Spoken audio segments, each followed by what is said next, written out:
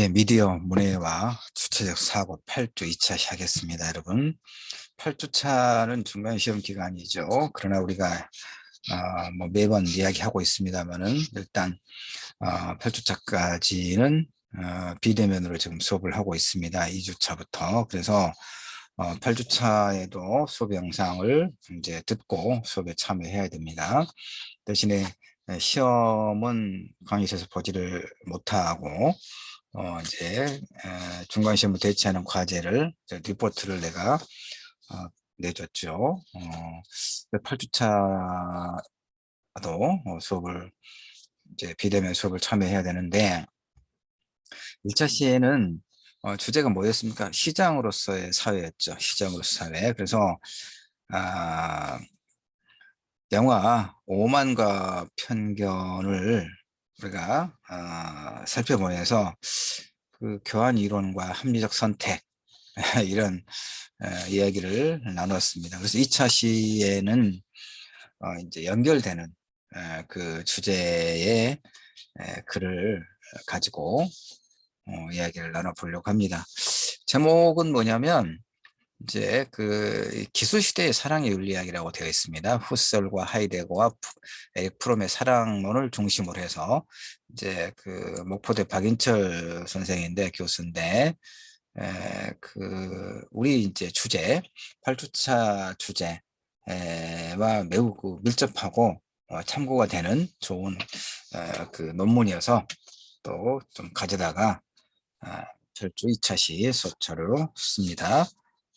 박인철 선생님 고맙습니다. 철학과 교수신데 목포대. 기술시대와 사랑의 윤리학. 예, 기술시대와 사랑의 윤리학. 8주차 전체 주제가 시장으로서 사회입니다. 그 다음에 이제 오만과 편견에서 그 오만과 편견 영화를 이제 소설과 영화 이야기 말미에 제가 이제 그 결혼 중개업체 듀오에서 그 발표한 이제 자료 여러분에게 보여줬었죠. 그러니까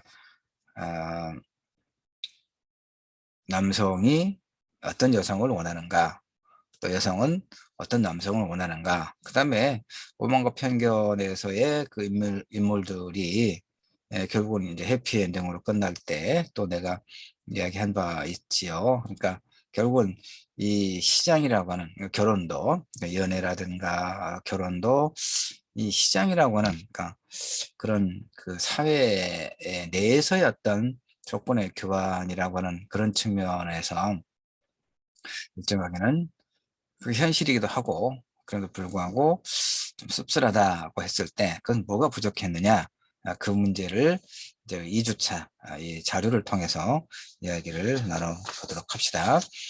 기술시대와 사랑의 윤리학입니다.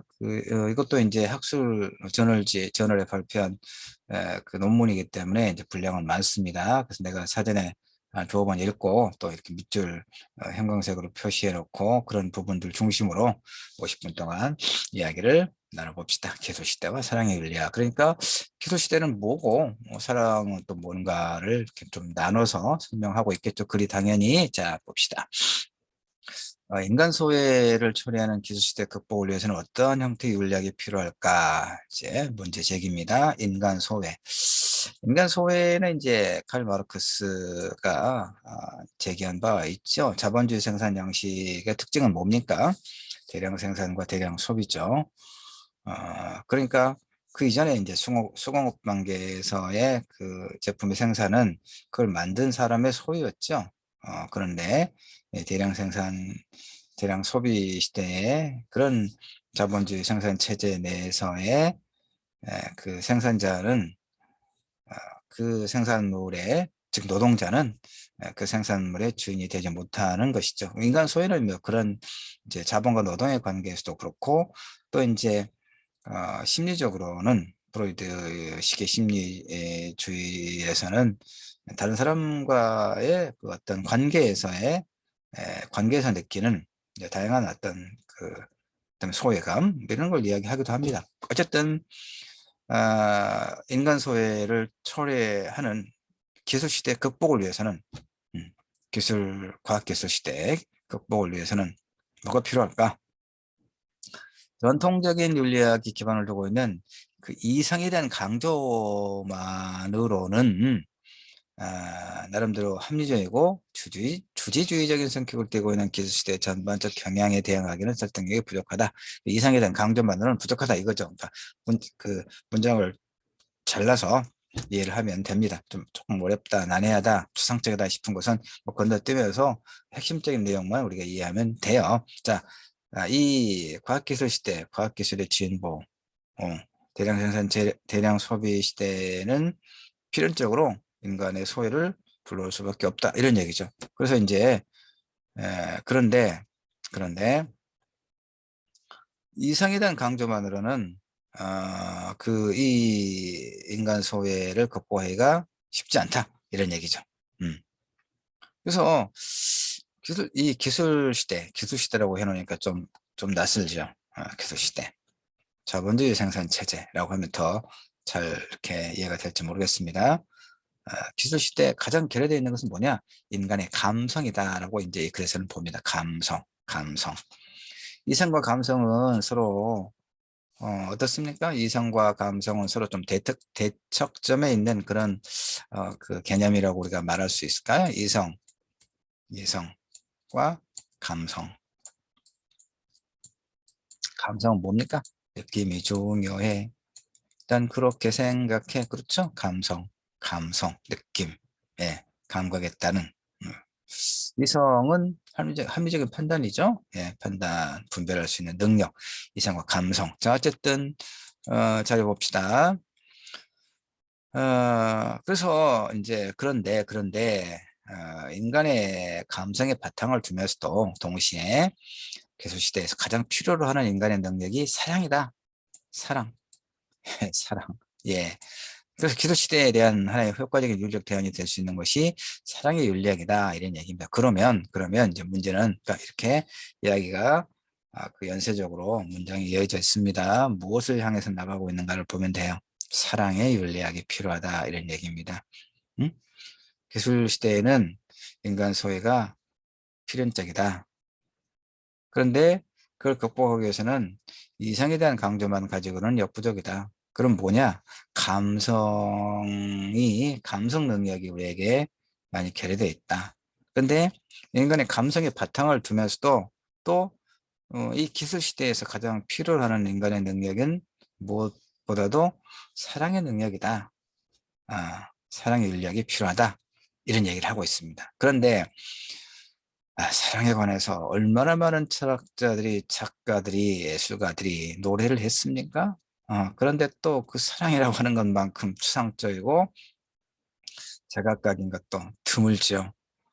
그래서 이 글에서는 이 기술시대에 적합한 사랑의 윤리학의 모델을 나름대로 한번 정립해 나가는 글입니다. 알겠죠? 특히 이제 세 사람, 후설, 그 철학자 후설, 하이데거, 그다음에 프롬, 이 세 사람이 사랑에 대해서 뭐라고 이야기했는가를 핵심적인 그 소위 주장, 입론들을 소개를 합니다. 그래서 그러면서 이제 후설, 하이데거, 프롬 이렇게 순차적으로 했잖아요. 그러니까 후설이 가지고 있는 사랑에 관한 어떤 언명들이 이러이러한 점이 있고, 근데 이러한 점이 부족한데, 취약한데 하이데거가 그걸 극복하고 있다, 채워주고 있다. 그러나 그럼에도 불구하고 프롬의 이런 사랑에 대한 입론에 비하면 하이데거 역시 조금 부족한 게 있다. 그래서 내가 보기에는 이제 이 필자가 보기에는 에릭 프롬의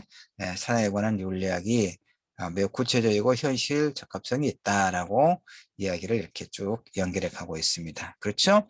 프롬의 사랑론은 기술 시대에서 황폐화되고 있는 인간성 회복을 위한 구체적이고 현실적인 대안으로 적절하게 보인다. 이런 얘기입니다. 기술 시대의 사랑의 윤리학은 이런 프롬식의 사랑론에 바탕을 둘 경우 타당한 이론으로 정립될 수 있다. 자, 지난 8주 1차 시에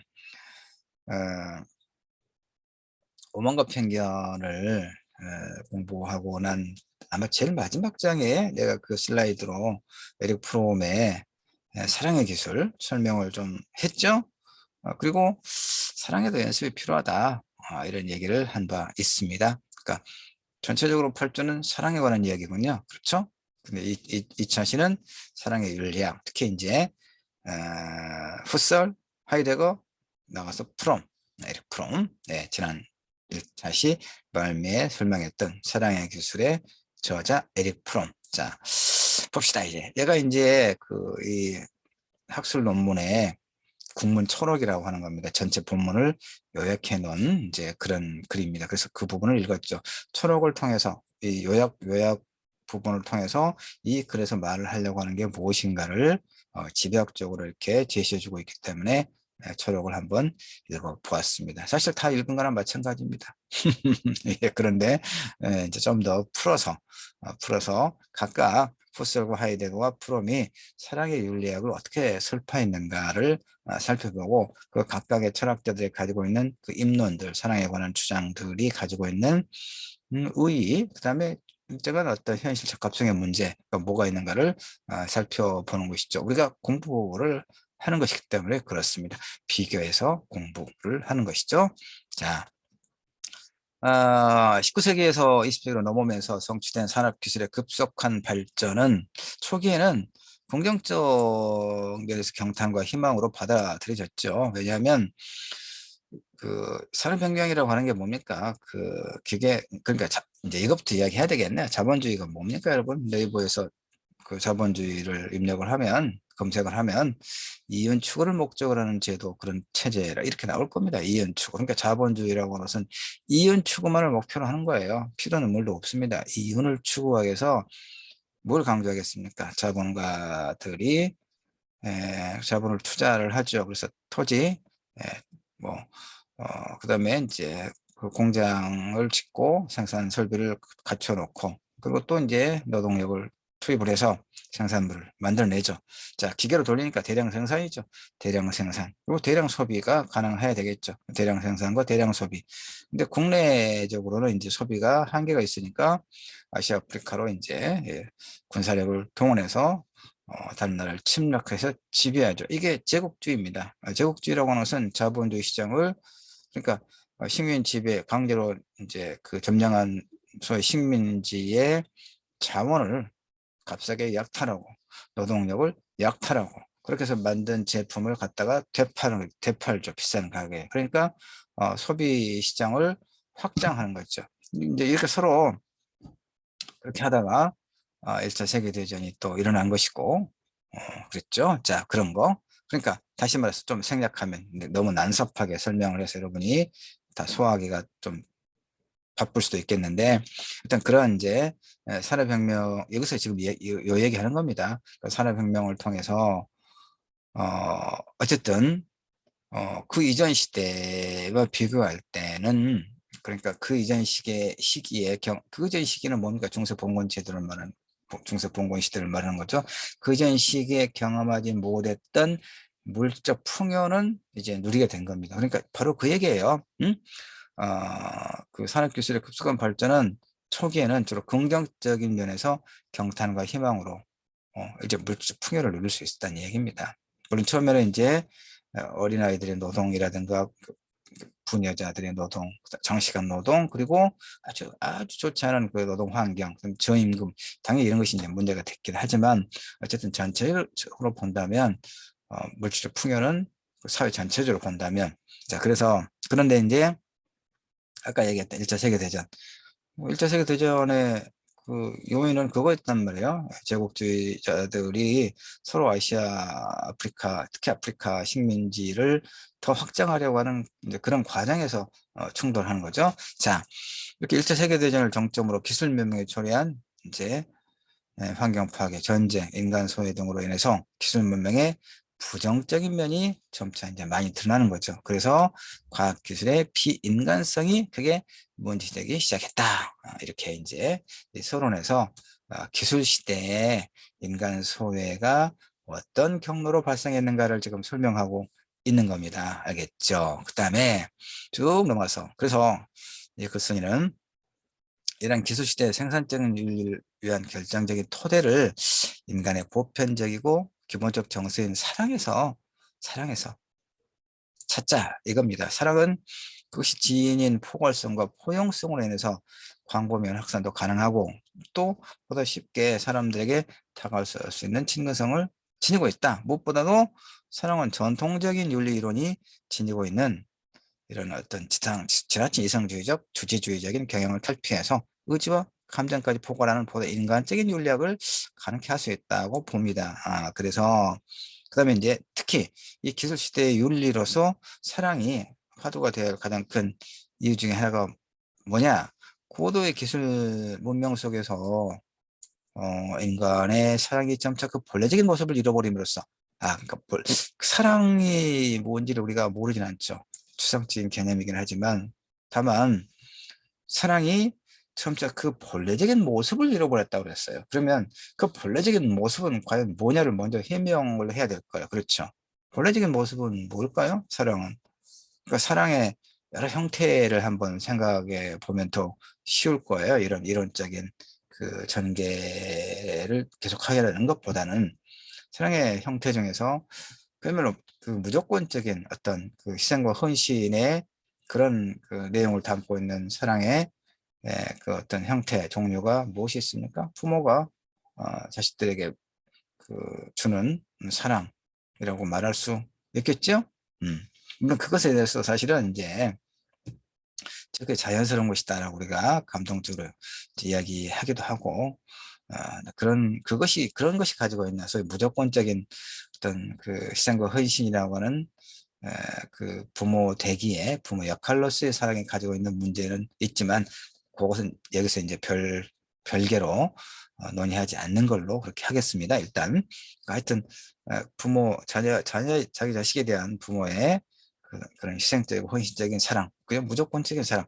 물론 부모도 부모 나름이고 그렇지 않은 사람도 굉장히 많긴 해요. 요즘에는 뭐 그 의붓 재혼한 가정의 아이는 뭐 말할 것도 없고 자기의 친자식도 학대해서 갖다 버리거나 뭐 죽이는 그런 그 인간 이하의 것들도 있기 때문에 뭐 다 같은 부모의 희생이고 헌신적인 사랑이라고 말할 수는 없습니다만은 그런 예외적이고 인간의 범주에 들 수 없는 그런 경우는 또 역시 논외로 하고 이야기하면 어쨌든 그다음에 또 이제 종교적인 어떤 차원에서의 사랑을 말할 수 있겠죠. 또 신의 인간에 대한 신의 사랑, 뭐 헌신.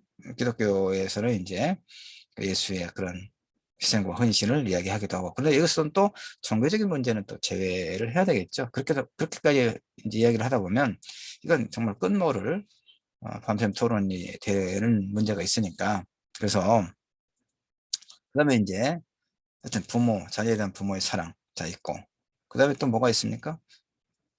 뭐 이성 간의 사랑. 우리가 지난 시간에 오만과 편견에서 주로 다뤘던 것이 이제 남성과 여성, 이성 간의 사랑의 문제였죠. 그 감정의 문제, 그리고 현실적인 어떤 조건의 개입, 이런 이야기를 했습니다.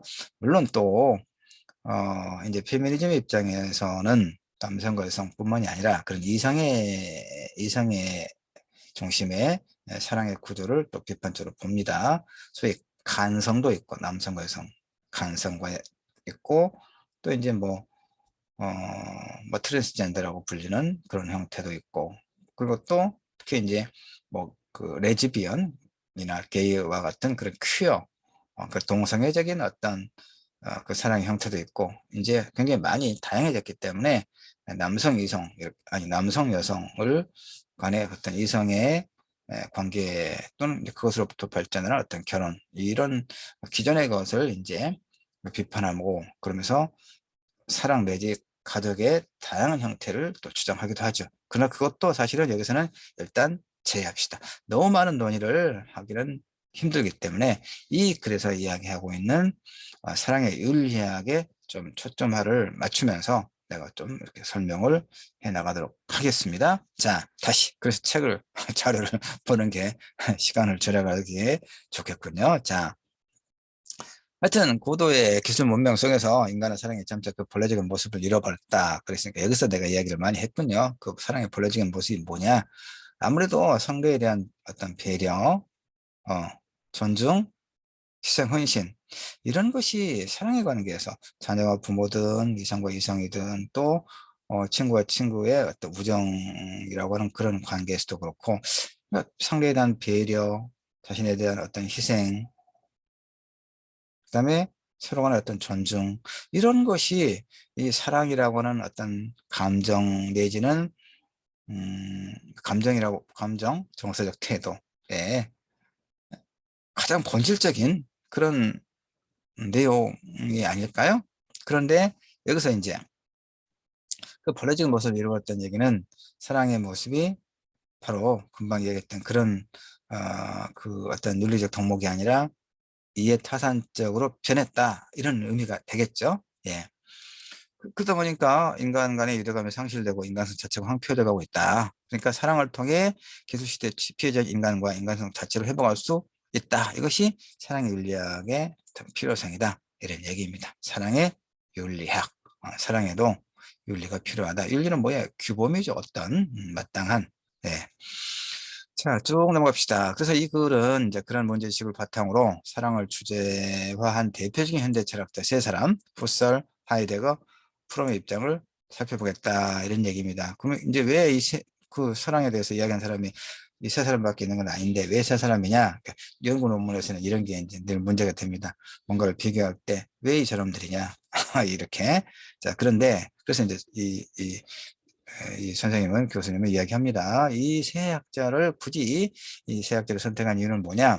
세 사람 모두 기술시대라고 하는 시대적 상황을 배경으로 자신의 철학적 논의를 전개했다 뿐만 아니라 명시적인 표현은 하지 않았더라도 각자가 나름대로 이해한 사랑이 이 기술시대 극복을 위한 구체적 대안으로 제시되어 있다고 판단되기 때문에 이 세 사람을 사랑의 윤리학과 관련된 논의에서 분석의 대상으로 삼았다. 이런 이야기입니다. 쭉 넘어갑시다. 그래서 이제 그 현대 기술 대표적인 특징은 뭡니까? 과학에 의해서 뒷받침된다. 과학기술, 이렇게 이야기하죠. 이제 그래서 근대 물리학에 촉발된 과학혁명으로 인해서 현대 과학과 결부된 기술은 그 이전과는 비교할 수 없는 정밀성과 객관성을 확보했다, 이런 얘기죠. 이 정밀한 객관성은 수학을 기초로 이 세계를 모두 수학화함으로써 가능했다. 그런데 그래서 이제 후설은 이것을 이제 이념화, 다시 말해서 쭉 넘어갑시다. 너무 이 전공의 뭐 대학원 박사과정에서 공부할 내용은 일단 넘어갑시다. 우리는 학부의 교양과정에서 공부하는 거니까 쭉 넘어가서 내가 설명한 것만 이해해도 충분해요, 여러분. 알겠죠? 자, 인간은 마치 하나의 로봇 내지 자동기계 취급을 받게 되고 그렇게 되도록 강요받는 게 과학기술 시대의 현실이다, 이 말이에요. 기술이 인간에 봉사하고 맞추어지는 것이 아니라 오히려 인간은 기술에 획일적으로 짜 맞추어지더라. 그래서 하이데거는 이렇게 기술 시대 속에서 인간은 하나의 기술에 대한 동물이 되고 말았다. 이런 기술 시대의 비인간화는 본래 인간을 위해 인간의 보조수단으로만 사용되었던 기술력이 이제 인간과 세계 전체를 지배하게 됐다. 이렇게 이제 보통 이야기를 합니다. 아, 아주 쉽게 이야기하면 여러분 휴대폰 다 가지고 있잖아요. 그렇죠? 휴대폰이 기능이 날로 진화해요. 그런데 아, 휴대폰은 왜 만들었습니까? 애플이나 삼성이나 인간의 편리한 그 생활의 편리함을 위해서. 이 휴대폰이 얼마나 편리합니까? 휴대폰 하나만 있으면 뭐 상거래라든가 시간과 공간을 초월해서 다른 사람과의 어떤 교류라든가, 그다음에 뉴스 검색이라든가 학습이라든가, 어, 거의 모든 우리 일상생활에 필요한 거의 모든 것이 휴대폰 하나에 다 담겨 있고 휴대폰 하나를 통해서 거의 해결이 되잖아요. 그래서 우리는 휴대폰을 이제 손에서 놓지를 못해요. 그렇죠? 휴대폰을 혹시 잃어버렸거나 집에다 놔두고 깜빡 놔두고 뭐 출근하기 위해서 뭐 집을 나섰다거나 다시 돌아갈 시간이 마땅치 않아서, 하여튼 그래서 그냥 우리는 엄청난 그 뭐라고 해야 되나, 하여튼 어떤 두려움이랄까, 예, 그 그런 걸 우리가 가끔 경험하죠. 휴대폰을 잃어버렸다. 나의 모든 것이 거의 저장되어 있는 것인데. 예. 그러니까 결국 우리는 아침 눈 떠서 밤에 잠잘 때까지 휴대폰을 손에서 놓지 못하죠. 그러니까 인간의 삶 편리성을 위해 만든 이 휴대폰이라고 하는 이 기계가 이제 기계가 어때요? 우리를 지배하게 된 거죠. 우리가 기계, 이 휴대폰, 모바일이라고 하는 기계의 주인이 아니라 내 삶을 풍요롭고 보다 풍요롭고 편리하기 위해서 사용하는 그런 수단으로서가 아니라 이제 우리는 휴대폰에 자발적으로 길들여진 노예가 돼버린 거죠. 휴대폰 없으면 우리는 일상이 가능하지 않아요, 이제. 그렇죠? 바로 이거예요. 어, 그, 이제, 우리가, 아, 지금 이 기술력이 점차 자기 영역을 초월해서 인간과 세계 전체를 지배하게 되면서 지배하게 됐다라고 하는 것에 이제 그 이야기의 핵심을 지금 내가 휴대폰을 예로 들어서 설명하고 있는 겁니다. 자, 그래서 이런 기술의 인간 지배로 인해 야기되는 가장 큰 문제가 인간 소외다. 뭐 이런 얘기입니다. 예. 그러니까 기술 체제가 계속 인간을 억압할 경우 인간은 자신의 본성 혹은 자기 자신으로부터 멀어지게 되고 동시에 타인과 세계와의 관계도 계산적이고 기계적인 관계로 전락하게 된다. 인간은 원자가 추상화되고 전통적인 모든 인간적 유대가 상실될 위험에 처한다. 물론 새로운 관계, SNS라고 하는 이런 어떤 도구를 통해서 새로운 관계가 형성되긴 하지만 오프라인에서 우리가 맡게 되는 그런 친밀성과 신뢰를 바탕으로 한 그런 인간관계의 형성은 매우 어려운 문제가 되죠. 예. 오프라인에서도 사기친 놈들이 많이 있지만 그리고 SNS, 온라인에서도 사기치는 놈은 빼고요. 그런 사람도 그런 사건도 보면 종종 있더라고요. 이야기를 들어보면. 자, 어쨌든 이렇게 그 산업기술사회는 인간에게 어떤 인간적인 친근감과 따스함을 안겨줄 수 없다. 그래서 이 속에서 인간은 편안함보다는 불안과 압박에 시달리며 인간으로서의 자신의 존재의를 망각한 채 살아가게 된다. 살아가는 경우가 많다. 예.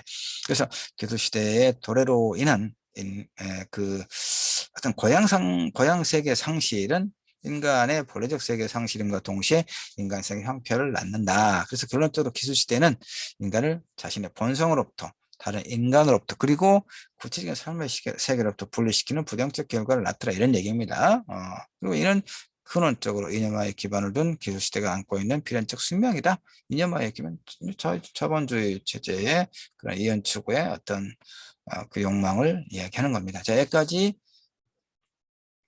아까 그 국문 철학 요약본을 읽을 때 설명했던 내용들 기술 시대의 인간 소외의 양상을 지금 보았습니다. 자, 그래서 이제 이때 필요한 것이 기술 시대의 어떤 윤리다. 그렇게 아까 설명했고요. 좀 넘어갑시다. 세서 한번 봅시다. 그래서 기술 시대의 인간들에게 무엇이 가장 결핍되고 필요한가? 인간성 상실, 인간 상실. 그래서 사랑이라고 하는 어떤 그 본원적인 그러니까 인간의 본성 중에 가장 그 핵심적인 본성 중에 하나인 사랑의 본래적 의미의 회복 이걸 지금 여기서 사랑의 윤리학이라고 이야기하는 겁니다. 예. 그 인간의 본성까지 예, 인간의 본성 사랑이라고 이야기합니다. 그래서니 사랑의 본질이 무엇이냐에 대해서는 또 이런 무수한 논의가 있다. 아까도 내가 몇 가지 이야기했습니다만은 넘어갑시다. 쭉 넘어가서 세 사람이 어떤 이야기하는가. 그런데 아까 그 얘기 했잖아요. 최소한 타인에 대한 배려와 책임이 전제돼야 된다. 사랑의 본질적 내재적 가치로서. 사랑이 지닌 최대의 도덕적 가치는 뭐냐? 그게 지닌 이타성과 포용성. 그렇죠? 이타성과 포용성. 예. 그래서 그런데 사랑은 남녀 간의 사랑의 특수한 경우를 제외하고는 감정과 이성과의 결부가 매우 자연스럽게 이루어지더라. 자, 그렇고 후설을 봅시다. 후설, 사랑의 무한성과 사랑의 공동체를 강조했다 이런 얘기죠. 그의 후설의 사랑 개념이 인격, 인격들의 세계인 환경세계, 그리고 환경세계에 보다 확장된 표현인 생활세계, 이런 개념들, 인격, 환경세계, 생활세계, 이런 개념과 연관되어 있는데, 하여튼 후설이, 예, 그 사랑에 대해서 뭐라고 이야기하냐, 입론, 주장이 뭐냐 이거야. 첫째, 사랑은 단순한 수동적인 감정이나 동정의 차원이 아닌 하나의 능동적인 당위의 성격, 당연하게. 예. 그러니까 후솔에서 사랑은 모든 성숙한 인격자가 행해야 할 하나의 책임이자 의무다라고 이야기하고 있습니다. 그래서 결국 이제 후설은 모든 인류를 향한 무한한 사랑을 강조하고 있죠. 근데 일반적으로 우리가 이렇게 하기 힘들죠. 신의 영역 아니면 뭐 신에 근접한 수도자의 영역이라고 말할 수밖에 없죠. 물론 철학은 가장 이상적인 상태를 이제 이야기하는 것이니까 뭐 그 자체로는 당연하겠습니다만은, 자, 그래서 두 번째, 후설에서 사랑은 개인적인 차원을 말하는데 아닙니다. 사회적 공동체적인 성격의 사랑을 이야기합니다. 그러니까 윤리적 사랑의 궁극적 목적은 뭐냐? 후설의 경우에 인류의 윤리화를 위한 윤리 공동체의 정립, 사랑의 공동체, 사랑의 공동체, 아름다운 이상향을 지금 이야기하고 있습니다. 그래서 후설은 다른 사람과 사랑하면서 융합되는 것이 가장 긴밀하게 서로 하나가 되는 것이다 라고 이야기합니다. 그래서 사랑은 인격체들 간의 합일과 공동체화하는 총체적 삶과 축의 통일을 가능케 하는 근본적 힘이다.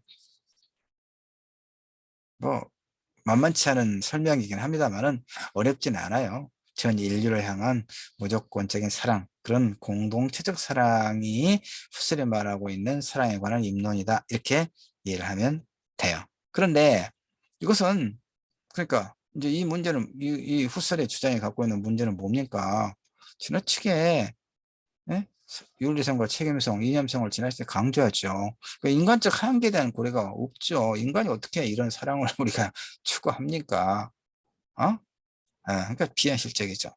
비현실적입니다. 그러니까 사랑의 주체는 오직 이성적 존재, 그러니까 다시 말해 후설은 사랑은 결코 쾌락적이지 않다고 이야기합니다. 그런데 이야말로 나는 비현실적이고 비인간적인 접근이다라고 나는 봅니다. 우리는 아, 어떤 이상에 대한 그 설정은 필요합니다. 이렇게. 그러나 우리 인간은 누구라도 애 없이 일상을 살아갑니다. 일상. 그러니까 정찬이라고 하는 괜찮은 소설가 있습니다만은 5.18 소설과 관련해서 그의 5.18 소설에서 이렇게 이야기합니다. 꿈은 일상을 이기지 못한다. 나는 그 정찬의 역사 허무주의를 비판하면서도 그 어떤 해안 통찰을 또 높게 평가하고 받아들입니다. 꿈은 일상을 이기지 못한다. 다만 우리는 꿈을 추구해야죠. 꿈을 추구하되 핵심은 뭐냐면 후설의 사랑에 대한 입론은 인간이 가지고 있는 일상성을 굳이 외면하고 있어요. 우리는 그럴 수 있는 존재가 결코 아닙니다. 자, 그런 거. 그렇게 본다면 이제 하이데거가 후셀에 가지고 있는 지나친 그런 어떤 이상성을 좀 보충해 줄 수 있겠다, 이런 말 아니겠습니까? 하이데거는 이제 내 맡김으로서의 사랑을 이야기합니다. 내 맡긴 거, 내 맡긴다, 내 맡긴다. 그러니까 인간이 기술의 주체가 아니고 오히려 기술에 의해 지배되고 있다. 이건 뭐 아까 설명을 충분히 했죠. 휴대폰을 갖고 설명했던 거. 그래서 이제 내 맡김은 하이데거가 말하는 내 맡김은 뭐겠습니까? 기다림의 태도. 기다림의 태도. 기다림의 태도. 그러니까 하이데거는 명시적으로 사랑이라는 표현을 쓰지 않는다고 하는 거죠. 그러나 사랑의 본chất 의미가 사랑받는 자가 그 자신이 되도록 돕는 건 좀 어렵네. 내 맡김. 내 맡김. 여기 내 맡김은 그 자체가 사실상 하나의 기분이다. 기분이다. 내 맡김의 태도는 근본적으로 타자에 대한 존중과 겸손의 태도에 기반을 두는 것이다. 내 맡김, 내 맡김. 참 어려운 표현입니다. 그러니까 내 맡김은 진정으로 상대방이 필요로 하는 것이 무엇인지를 통찰해서 거리를 두고 내적으로 보살펴주는 사랑의 한 표현이다. 이런 설명까지 들으니까 하이데거가 말한 내 맡김이 뭔가 를 좀 이해할 듯 말 듯 합니다. 그렇죠? 예. 그러나 기술시대에서 과연 생산성 있는 윤리 이론으로 전개될 수 있느냐? 하는 이제 문제제기가 있다는 얘기입니다. 다시 말해서 좀 소극적이다 이 말이죠. 소극적이다. 사랑이라고 하는 것이 인간의 의지가 완전히 배제된 그런 내맡김이라고 하는 것이 하나의 실천적 대안이 될 수 있겠느냐. 이런 측면에서 하이데거의 그 어떤 사랑에 대한 입론, 내맡김이라고 하는 그런 어떤 태도는 역시 충분하게 설득력을 지니지 못하고 있다. 이런 얘기입니다. 그러면 이제 마지막 에릭 프롬의 사랑에 관한 입론. 인간의 근원적 본성으로서의 사랑과 사랑의 사회적 성격을 에릭 프롬은 강조하고 있어요. 그러니까 프롬에 따르면 인간은 태어나면서부터 분리감을 경험해. 그렇죠. 분리감. 이 분리감은 모든 인간에 주어진 근본적인 숙명으로서 불안을 이야기한다. 이 말이에요. 분리. 어떻게부터 분리 경험을 하죠. 분리는 모든 불안의 원천이다라고 사랑의 기술에서 에릭 프롬은 이야기합니다. 그래서 인간은 이 불안의 그 근원인 분리감을 벗어나기 위해서 어떤 식으로든 합의를 추구한다. 설득력 있죠.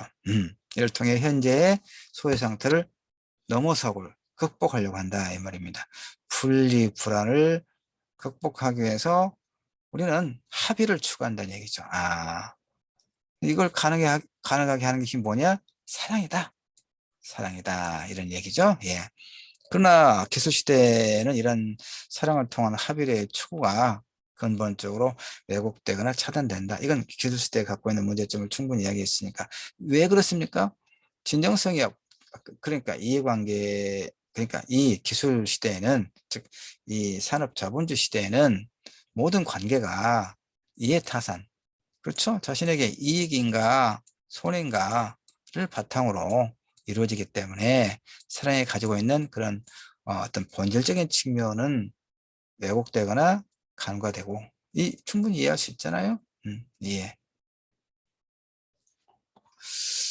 그래서 이제 에릭 프롬이 보는 그 이 기술 시대에는 사랑의 부재로 인한 인간 본성의 왜곡으로 점철되어 있다. 알게 모르게 현대인을 어떤 정신병적인 상태로 몰아간다. 그래서 사랑이 없으면 인간성은 하루도 존재하지 못한다라고 이야기합니다. 그래서 프롬의 대안은 뭐냐?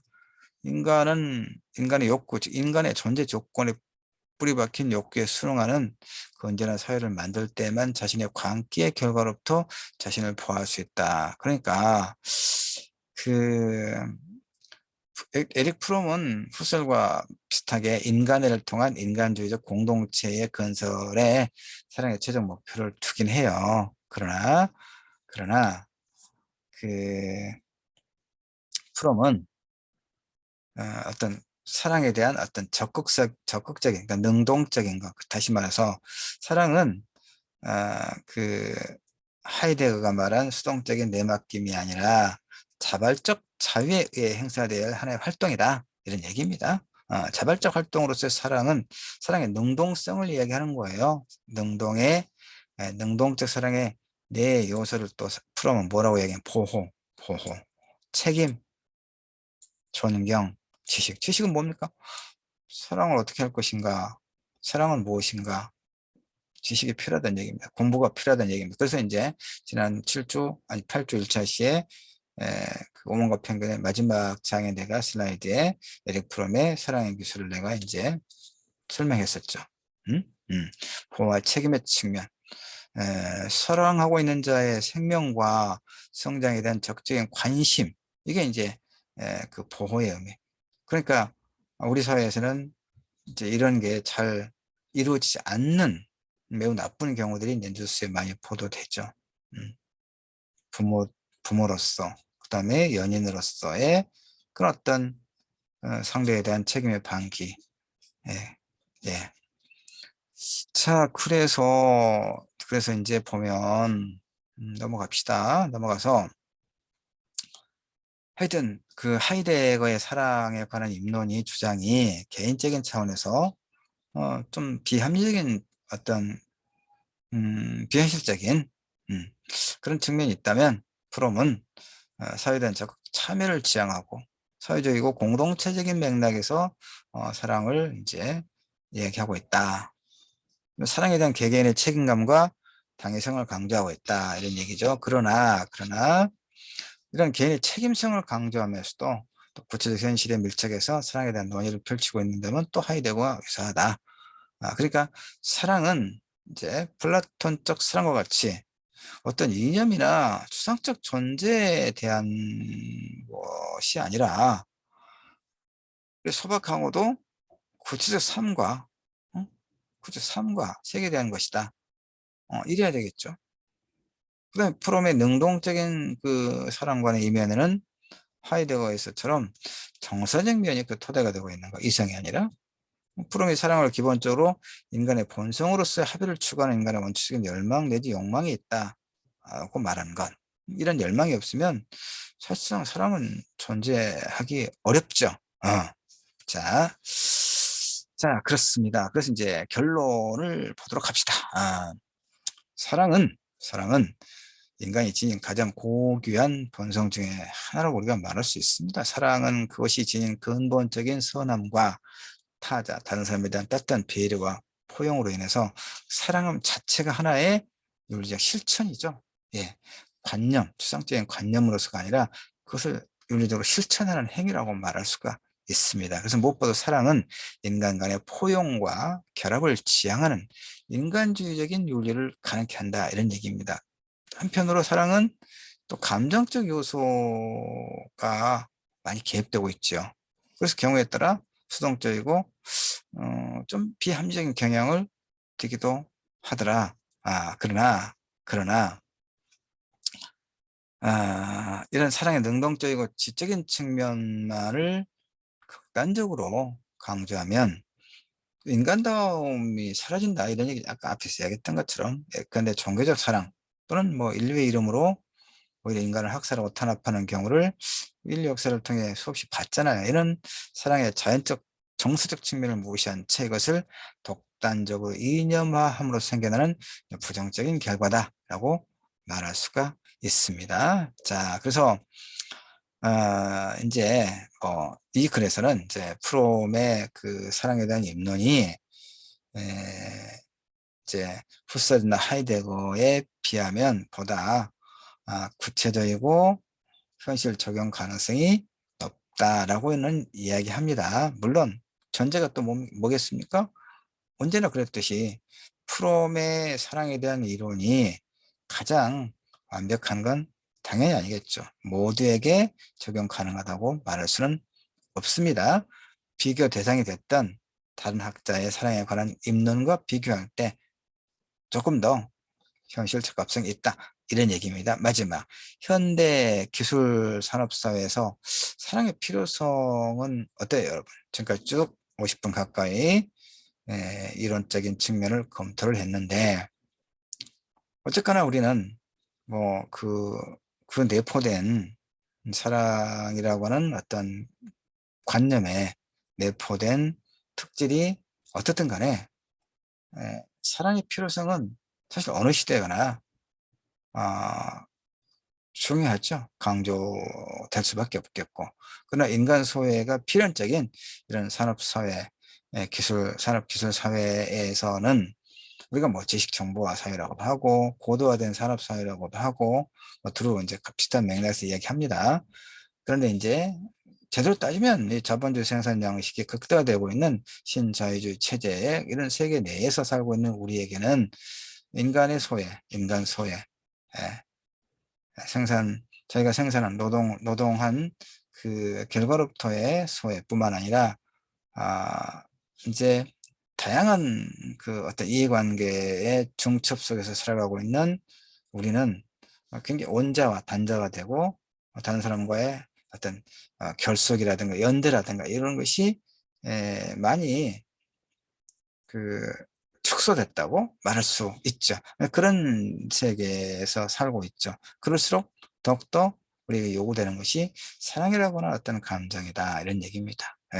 근데 이제 그 사랑과 관련해서는 되게 이제 전통적으로 플라톤적인 어떤 정신적 사랑이라든가 또 뭐 아가페라든가 그다음에 에로스적인 사랑, 이렇게 이제 사랑을 구분하기도 합니다만은, 그리고 여기서도 이제 후슬, 하이데거, 프롬의 어떤 사랑에 관한 입론들을 과학기술 시대에 어떤 사랑의 윤리학이 보다 현실적이고 적합 가능한가를 쭉 설명하고 있습니다만은, 내 사랑에 대한 결론은 그렇습니다. 무슨 얘기냐면 우리는 아까도 얘기했던 것과 같은 맥락입니다. 우리는 꿈을 꾸고 이상을 추구해야 마땅합니다. 그러나 한편 그 꿈은 현실에 기반하지 않으면 그것은 망상이 되는 겁니다. 그래서 체 게바라 같은 혁명가도 카스트로와 함께 쿠바 혁명을 성공시켰던, 그리고 이제 자신은 그미 CIA에 쫓겨서 불가리아 어느 그 숲속에서 이제 죽음을 맞이했던 체 게바라가 했던 유명한 말이 있지 않습니까? 꿈을 꾸자. 가슴속에는 불가능한 꿈을 꾸자. 그러나 우리의 발은 현실에 굳건하게 딛고 있어야 한다. 그러니까 꿈을 꾸되 현실에 대한 객관적인 판단과, 이게 중요하다는 얘기입니다. 다시 사랑과 관련해서 우리는 어느 때고 사랑이 필요한 존재입니다. 아까 이제 프롬이 이야기했던 거, 우리는 분리를 경험하고 그 분리 불안을 극복하기 위해서 합의를 추구하는 존재다. 그 인간에 대한 어떤 통찰이 아주 어, 그, 그야말로 그렇습니다라고 이렇게 고개를 숙일 수밖에 없는 그 통찰입니다. 그래서 이제 어쨌든 우리는 뭐 되풀이 말하지만 우리는 그런 어떤 그 사랑에 대한 인류애적이고 공동체적이고 이타적인 그런 사랑을 설정을 하되, 그러나 현실에서는 우리가 가지고 있는 그런 어떤 일상을 살아가는 그 평범한 사람들로서의 어떤 욕망의 추구도 결국은 그걸 외면할 수는 없는 것이다 라고 하는 측면에서, 다시 이야기하면 우리는 어떤 무조건적이고 자기희생적인 사랑 그 자체가 결코 바람직한 건 아니란 말이에요. 그 다음에 마찬가지로 이해타산에 매몰된 그런 어떤 관계에서 우리가 사랑이라고 하는 규정을 할 수가 없죠. 그럼 어떻게 할까요? 그것이 적절하게 조화된, 적절하게 조화된, 그러니까 정신과 육체가, 영혼과 몸이 함께 결합된, 그 상대를 존중하고 그러면서 일정하게 자기를 이제 희생할 수 있는 그런 어떤 상태에서의 상호 존중이 가장 바람직하고 현실적인 사랑의 관계 본질이 아니겠는가, 이렇게 이야기를 할 수가 있겠습니다. 그러면 이 정도를 하지요. 이 정도를 하겠습니다. 지금 시간이 한 1분, 한 2분 정도 남았습니다. 그래서 제가 50분을 해야 되거든요. 교무처에서 늘 50분 하고 있나 안 하나, 뭐 크게 문제는 아닙니다만은, 그래서 음악을 하나 들어보려고 합니다. 음악을 1, 2분 동안 들어보죠. 달콤한 인생 영화 OST를 들어봅니다. 근데 이걸 이렇게 이제 삽입을 하면 어떤 문제가 있냐면, 뭐 저작권을 침해했다고 유튜브 내가 이거 올리면 그렇게 문장이 뜨던데, 귀신같이 걸러서, 그러거나 말거나 한 1분 30초 정도, 달콤한 인생 OST 같이 들어봅시다. 마음도 피곤하고 사랑은 필요하고.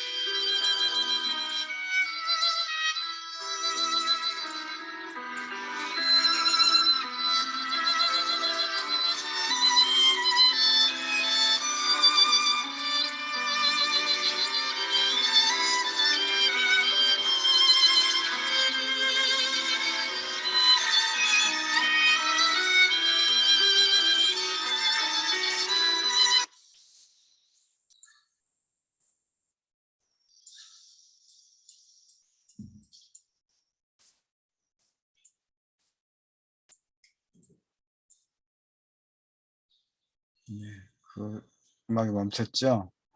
이병헌이가 예 보스한테 뒤지게 맞고 예 피를 철철 흘리면서 예 그 장면에서 소리가 나오지 않았습니다. 보스의 여자를 사랑한 남자 이병헌 달콤한 인생.